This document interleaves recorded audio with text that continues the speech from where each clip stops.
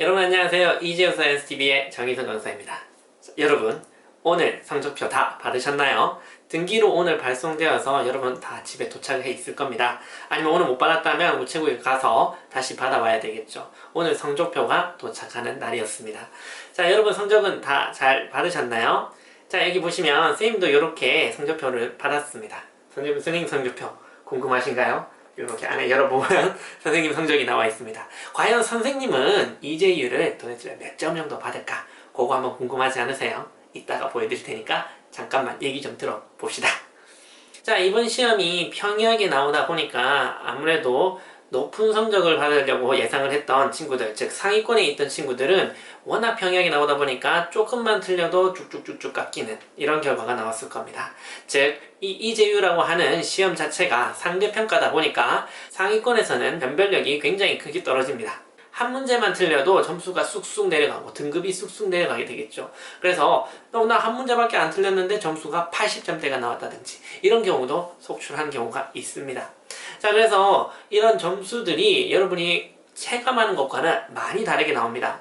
그래서 선생님이 시험 결과 나올 때까지 절대 불안해하지도 말고 너무 좋아하지도 말고 기대를 하지 말라라고 했던 이유가 바로 이렇게 여러분의 기대와 감과는 전혀 다른 결과가 나올 수도 있다는 것이 바로 이 EJU 점수의 굉장히 흥미로운 점입니다. 자, 내가 아무리 잘 쳤다 하더라도 상대방이 더 잘 쳐버리면 내 점수는 당연히 더 떨어지게 됩니다.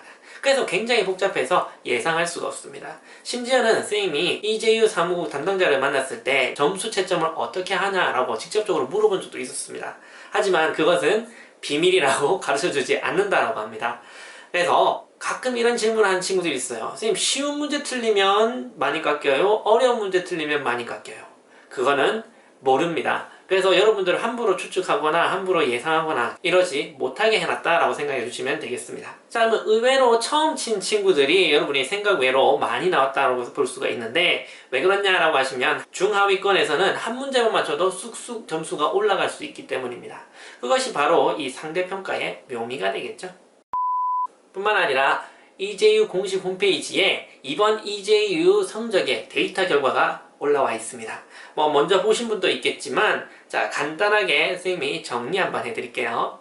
일단 EJU에서는 여러 나라가 시험을 치기 때문에 시험 치르는 응시자들의 국적이라든지 시험 치는 장소라든지 이런 것들이 다 기재가 되어 있습니다. 자, 일본은 전국적으로 시행이 되는데 자, 전체 25,998명이 시험을 신청을 했지만 19,642명만 시험에 응시를 했다고 합니다. 약 500명 정도가 결시를 했고요. 한국에서는 서울과 부산 두 군데에서 치러졌는데 서울에서는 3,510명이 시험을 준비했지만 결과적으로는 2,988명, 약 500명 정도가 결시를 했네요. 그리고 부산에서는 779명이 신청을 했지만 662명만이 응시를 했다라고 합니다. 약 100명 정도가 결시를 했네요. 자, 그래서 해외에서 친 학생들은 신청자가 32,824명인데 그리고 응시자는 24,634명이 된다라고 합니다. 자, 그래서 한국 사람은 다 합치면 약 해외 인원들 중에서는 약 14.8% 정도가 됩니다.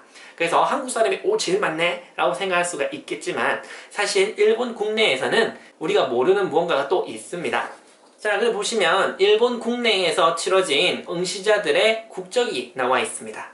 총 응시자가 19,642명인데 그 중에서 중국인이 13,964명이 됩니다. 거의 60% 이상을 차지하고 있습니다. 자, 중국은 왜 이렇게 응시자가 많으냐? 중국은 아직 중국 국내에서는 EJU 시험을 치를 수가 없습니다. 그래서 일본 유학을 준비하는 친구들은 중국 국내에서 준비하는 것이 아니라 일본으로 넘어와서 일본에서 준비를 하고 공부를 하다가 시험을 치는 경우가 많습니다. 그래서 실제로 일본에는 중국인을 대상으로 한 EJU 학원이 많다라고 합니다. 그래서 여러분 아는 그 코치 학원, 행지 학원이라고 하는 EJU 모의고사를 만들어내는 그 학원도 있죠. 그 학원도 실제로는 중국인을 대상으로 하는 중국인이 만든 학원이다 라고 볼 수가 있겠습니다. 그래서 문제가 좀 구려요. 한국인은 418명으로 네 번째가 되겠네요. 한국인이 적은 이유는 당연히 한국인은 한국 국내에서 많은 응시자가 있기 때문에 전체 비율로 보시면 중국 다음으로 한국이 많다라고 보시면 되겠습니다. 자, 그래서 성적에 대해서도 데이터가 나와 있습니다. 성적에 보시면 자, 이과랑 수투만 먼저 볼게요. 물리가 4,054명 응시를 했는데 평균점이 55.5점이 되겠습니다. 그래서 최고점을 보시면 97점이 됩니다. 97점이다 라고 하는 것은 최고점이 97점, 즉 100점이 나오지 않는다는 얘기입니다. 이과는 전체 문제를 다 맞췄다라고 하더라도 100점이다 라고 하는 숫자는 나오지 않고 퍼센테이지로 계산하기 때문에 최고점은 90점대가 나오게 되겠습니다.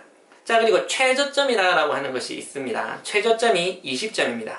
이 20점이라는 것은 다 틀려도 오는 기본 점수다 라고 생각하시면 되겠습니다. 자, 그래서 선생님 저 공부 얼마 안 했는데 30점 나왔어요 라고 하는 것은 기본적으로 입점을 받아가고 10점이 원래 여러분이 받는 점수다 라고 생각하시면 되겠습니다. 자, 화학을 보시면 응시자는 4,692명이 되겠고요. 자, 평균점은 53점이 되겠습니다. 그리고 최고점은 역시 만점이 98점밖에 되지 않습니다. 100점이라는 수가 나오지 않고요. 최저점은 21점이 되겠습니다. 다 틀려도 21점은 받아간다라고 보시면 되겠네요. 자, 그리고 생물은 응시자가 매우 적죠. 1,268명이 되겠습니다. 자, 그래서 평균점을 보시면 62.4로 물리나 화학보다는 굉장히 높은 점수를 받고 있습니다. 하지만 최고점이 93점밖에 되지 않아요. 즉, 평균적으로 점수를 얻기는 쉽지만 최고점을 받기 어려운 것이 바로 생물이 되겠습니다. 자, 그리고 생물도 기본 점수는 15점밖에 되지 않습니다. 그래서 똑같이 점수를 못 받았다라고 하더라도 물리화학은 기본 점수가 20점대인데 반해서 생물은 기본 점수가 15점밖에 되지 않는다라는 것도 알아두시면 되겠습니다. 자, 그리고 코스 1 수학은요, 여러분이 아무리 만점을 받는다라고 해도 여기 보시면 아시다시피 만점은 200점이 나오지 않습니다. 자, 코스 1에서는요, 자, 코스 1은 응시자가 8,339명이고요. 평균점이 98.8, 그리고 최고점이 194점밖에 되지 않습니다. 문과 수학은요, 아무리 잘 친다 하더라도 200점이 나오지 않습니다. 그래서 최고점이 194점, 190점대, 180점대만 받아도 엄청 잘한 거다라고 생각하셔도 되겠습니다. 자, 하지만 이과 수학은 다르죠. 이과 수학은 응시자가 한 절반 정도밖에 되지 않네요. 4,599명이라고 합니다. 자, 그런데 평균점은 오히려 높습니다. 112.2점이 되겠네요. 자, 그런데 이과 수학은 만점이 나올 수가 있습니다. 자, 그래서 200점 만점이 나올 수가 있는데 이번에 200점 받은 사람들이 굉장히 좀 많더라고요. 90명 가까이 되더라고요. 그래서 여러분들 진짜 상위 대학을 노린다라고 하시면 무조건 수학은 만점 받을 생각으로 최소한 180점대 이상으로 받을 생각으로 열심히 공부하셔야 되겠네요. 자, 그리고 최저점은 42점입니다. 이 말은 무엇이냐? 코스 1은 점수를 받을 수 있는 폭이 좁습니다. 평균점은 98점이지만 최저점이 50점, 그리고 최고점이 194점이기 때문에 50점에서 194점 사이에서만 점수가 나올 수가 있겠죠. 하지만 이과 수학은 최저점이 42점, 최고점이 200점이 되기 때문에 42점에서 200점 사이에서 점수가 나오기 때문에 더 스펙트럼이 다양하게 나올 수가 있는 거죠.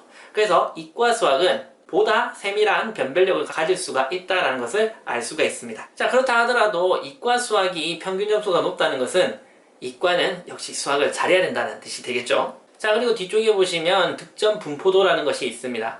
선생님, 제가 60점 정도 받았는데 제가 잘한 건가요? 어느 정도 대학 갈 수 있나요? 라는 질문이 든다라고 하시면 여러분들 이 득점 분포도를 보시면 되겠습니다.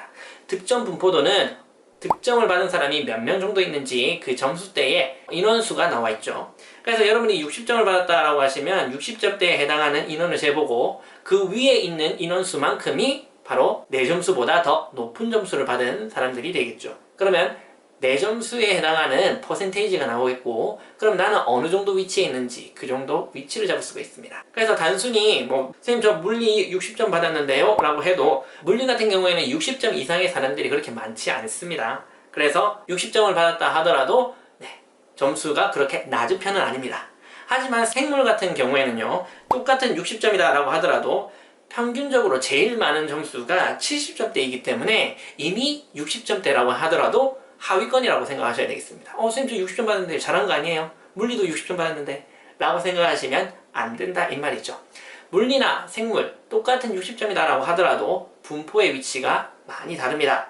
자, 이런 식으로 여러분이 어느 위치에 있고 내가 어느 대학 정도 쓸 수 있는지 그걸 한번 순서를 매겨보시기 바라겠습니다. 점수대로는 한 중위권에 있는데 상위권의 대학은 쓸 수가 없겠죠. 자, 그래서 상위권의 대학을 쓴다라고 하시면 최소한 상위 클래스에 있어야 된다라고 생각하셔야 되겠습니다. 자, 그래서 선생님이 성적표를 이렇게 딱 받았어요. 선생님이 성적표를 받았는데 선생님이 시험 칠 때 뭐 어떻게 쳤느냐, 일단은 선생님은 이과만 봤습니다. 이과만 봤는데 물리, 화학, 생물을 다 봤어요.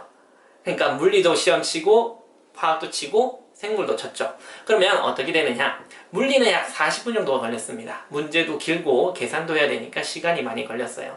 또 특히 선생님 같은 경우에는 문제를 분석하면서 읽었으니까 뭐 그냥 답만 찾는다라고 하시면 더 빨리 풀을 수 있었겠지만 문제도 분석을 하고 이거는 어떻게 푸느냐 또 암기도 해야 되기 때문에 차근차근히 본다라고 생각을 해서 조금 시간을 넉넉하게 잡았습니다. 자, 그리고 그 다음에 화학은 넘어갔는데 화학은 20분 만에 거의 풀었습니다. 그리고 한 10분 동안 조금 한 번 더 다시 봤고요.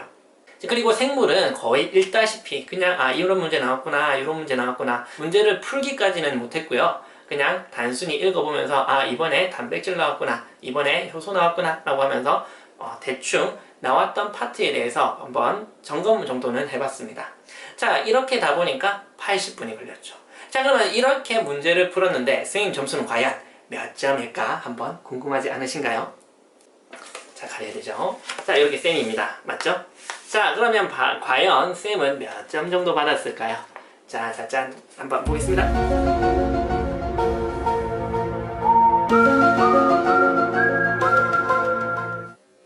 짠!